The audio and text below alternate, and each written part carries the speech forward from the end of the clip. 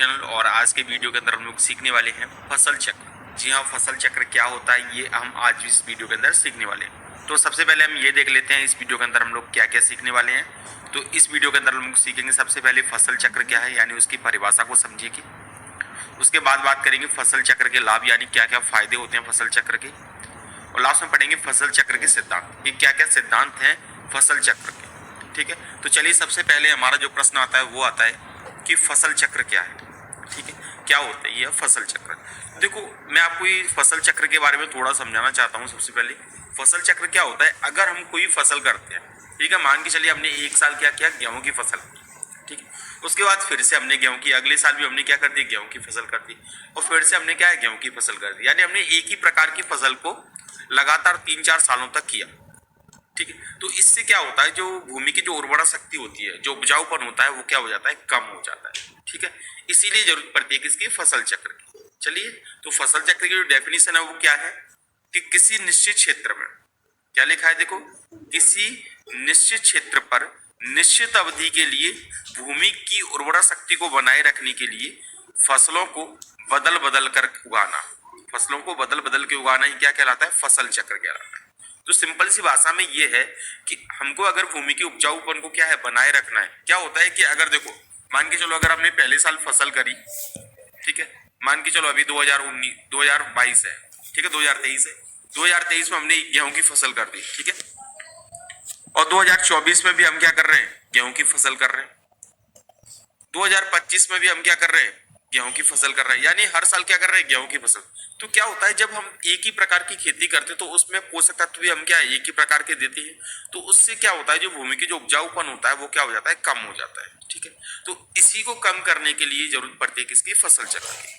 तो फसल चक्र की डेफिनेशन समझ में आ गया आपको कि हमको क्या करना है, फसलों को बार बार क्या करना है, बदल बदल के क्या करना है, बोना है। इससे क्या होगा, उसकी भूमि की जो उर्वरा शक्ति होगी, जो उपजाऊपन होगा, ठीक है, वो क्या रहेगा, लगातार बरकरार रहेगा और भूमि के उपजाऊपन में कोई भी कमी नहीं आएगी। तो इसी को बोला जाता है फसल चक्र। समझ में आ गई बात आपको। अब फसल चक्र से क्या फायदा होता है, देखो, हर बार अलग अलग फसल उगाने से भूमि की उर्वरा शक्ति क्या होती है, बनी रहती है। ठीक है, उपजाऊपन बना रहता है। ये है फसल चक्र। समझ में आ गई बात आपको। अब बात करते हैं हम लोग फसल चक्र के क्या क्या फायदे होते हैं। तो सबसे पहला फायदा क्या है, देखो, फसल चक्र से भूमि की अम्लीयता कम होती है। यानी कि भूमि, जो आपने देखा होगा, अगर भूमि में अम्लीयता बढ़ जाती है तो भूमि क्या हो जाती है, कम उपजाऊ हो जाती है। ठीक है, तो अम्लीयता क्या रहती है, कम रहती है। यानी जो भूमि की जो गुणवत्ता होती है वही रहती है। ठीक है, दूसरा क्या होता है, फसलों को बीमारियों से बचाता है। ठीक है, कि फसलों की जो बीमारियां लग जाती है, एक ही प्रकार की फसल करते हैं तो क्या होता है, जो कुछ कीटाणु होते हैं वो मर नहीं पाते हैं। ठीक है, तो उससे क्या होता है, जीवाणु, ऐसे कीटाणु ज्यादा हो जाते हैं जो फसल को क्या करते हैं, नुकसान पहुंचाते हैं। ठीक है, तो ये है दूसरा पॉइंट। समझ में आ गया।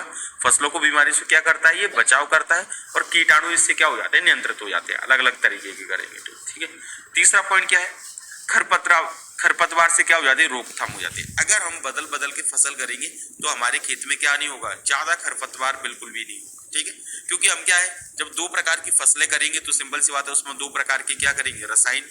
और दोनों प्रकार की जो फसलें होंगी, जैसे अगर हम गेहूं कर रहे हैं, ठीक है, मान के चलो क्या कर रहे हैं, गेहूं कर रहे हैं, ठीक है, और धान कर रहे हैं, तो सिंपल सी बात है, दोनों के लिए तापमान की भी जरूरत अलग अलग होगी। धान के लिए अलग अलग पोषक तत्वों की जरूरत होगी, और गेहूं के लिए अलग पोषक तत्वों की जरूरत होगी। तो उससे क्या हो जाएगा, जो फालतू का जो खरपतवार हो रहा है वो आपके खेत के अंदर नहीं होगा। ठीक है, उसके बाद आता है फोर्थ पॉइंट। फोर्थ पॉइंट क्या है, यहाँ पे फसल चक्र से मिट्टी की उर्वरा शक्ति बनी रहती है। ये तो आपको बिल्कुल समझ में आएगा। ठीक है ना, तो ये है फसल चक्र के लाभ। अब बात करते हैं हम लोग फसल चक्र के सिद्धांत। फसल चक्र के क्या क्या सिद्धांत है, यानी हमको फसल चक्र किस तरीके से अपनाना चाहिए, उसका तरीका क्या है। तो सबसे पहला क्या है, देखिए, सबसे पहला यह है कि अधिक खाद चाहने वाली फसल के बाद आपको क्या है, कम खाद वाली फसल को करना चाहिए। यानी कि क्या करेंगे, पहले हम कौन सी फसल को ज्यादा उगाएंगे, पहले आपको कौन सी फसल की खेती करनी है जिसमें खाद ज्यादा लगता हो, खाद ज्यादा लगे। ठीक है, उसको करना है। और उसको करने से क्या फायदा होता है, देखो, ज्यादा जब हम खाद इसमें देंगे, इसमें तो ज्यादा खाद चाहिए, तो जब हम इसको खाद दे देंगे तो ये तो हो ही जाएगी। दूसरे में क्या है, कम खाद की जरूरत है, लेकिन हम ऑलरेडी इसमें ही पहले से क्या है, ज्यादा खाद वाली कर चुके, तो इसमें जो कम खाद भी आपको नहीं देना पड़ेगा, बिना खाद के ये फसल हो जाएगी। यानी खाद का पैसा क्या हो जाएगा, बच जाएगा कि नहीं। ठीक है, तो ये है, हमेशा क्या है, पहले ज्यादा खाद वाली फसल को करना है, उसके बाद कम खाद वाली फसल को करना है। ठीक है, पहला पॉइंट क्लियर हो गया। दूसरा पॉइंट क्या है हमारा, अधिक पानी की आवश्यकता वाली फसल के बाद आपको कम पानी की फसल को उगाना है।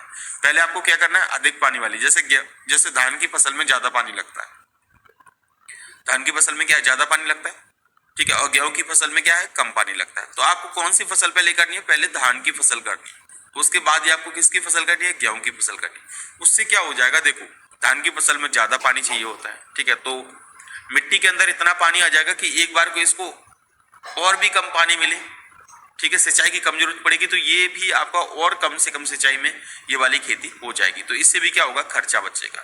समझ में आगे फसल चक्र के फायदे हैं एक तरीके से। तीसरा पॉइंट क्या है, उथली जड़ वाली फसल के बाद आपको गहरी जड़ वाली फसल करनी है। पहले क्या करना है आपको, जिसमें कम गहरी जड़ हो, ठीक है, उन फसलों को करना है। जैसे आप, ठीक है, जैसे आप कोई भी चारे वगैरह की खेती कर सकते हो, उसमें क्या जड़ ज्यादा नहीं रहती। और फिर आपको क्या करना है, गहरी जड़ वाली फसल करनी है, जैसे गन्ना वगैरह इनकी खेती करनी है, ठीक है, ये है। और लास्ट पॉइंट है आपका यहाँ पे, अधिक मात्राओं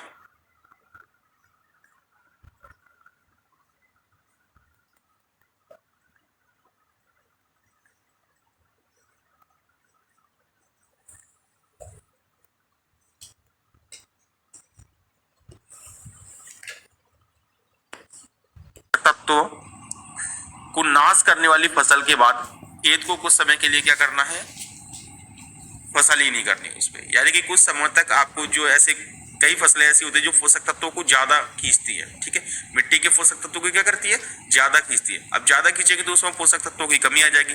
अगर आप फिर से उसमें क्या करते हो, उत्पादन करते हो, तो फिर कोई फायदा होने वाला नहीं है, ठीक है। तो क्या करना है, कुछ समय के लिए रुक जाना है, जमीन को क्या है वैसा का वैसा ही छोड़ देना है, उसमें कोई खेती नहीं करनी है, और बाद में उसकी खेती करनी है, तो आपका जो उत्पादन होगा बिल्कुल सही होगा। तो ये था फसल चक्र, एक छोटा सा वीडियो। आई होप आप लोग को ये छोटा सा वीडियो पसंद आया होगा। अगर आपको ये छोटा सा वीडियो पसंद आ गया तो प्लीज वीडियो को लाइक कर दीजिए, चैनल पे नए तो चैनल को सब्सक्राइब कर दीजिए। मिलते हैं एक नए वीडियो के साथ, तब तक के लिए जय हिंद, वंदे मातरम।